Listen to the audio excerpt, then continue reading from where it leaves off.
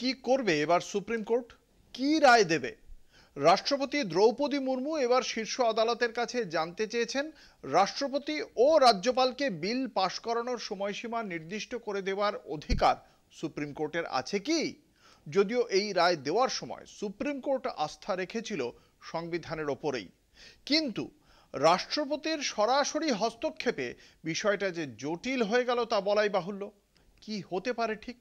দেখুন কলকাতা টিভির বিশেষ অ্যানালিসিস।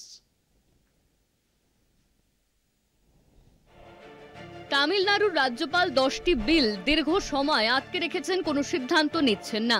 এই অভিযোগ নিয়ে এমকে স্ট্যালিনের সরকার সুপ্রিম কোর্টে গিয়েছিল। তার পরিণতিতে এই রায় দেয় সুপ্রিম কোর্টের বিচারপতি জেবি পারদিওয়ালা এবং বিচারপতি মহাদেবনের 2 সদস্যের বেঞ্চ। যা নিয়ে সুপ্রিম কোর্টের কাছে 14 দফা প্রশ্ন পাঠিয়েছেন রাষ্ট্রপতি দ্রৌপদী মুর্মু। রাষ্ট্রপতি ভবন থেকে সুপ্রিম কোর্টের কাছে প্রশ্ন পাঠানোর ঘটনা কি প্রথম? তা কিন্তু নয়।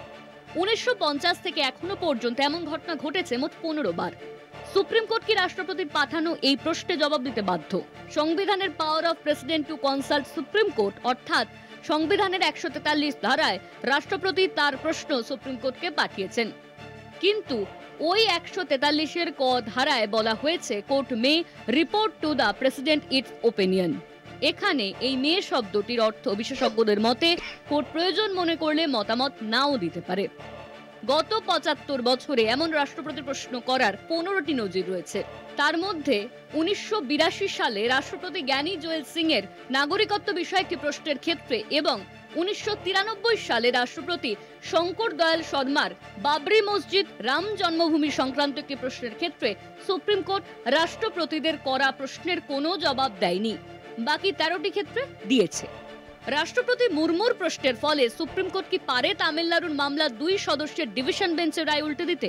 1991 সালে কাবেরী নদীর জল সংক্রান্ত ট্রাইব্যুনালের বিষয়ে রাষ্ট্রপতির প্রশ্নের বিষয়ে মতামত দিতে গিয়ে সুপ্রিম কোর্ট বলেছিল এটা কোনো সিদ্ধান্ত হয়ে যাওয়া মামলার রায় পুনর্বিবেচনার প্রক্রিয়া নয়।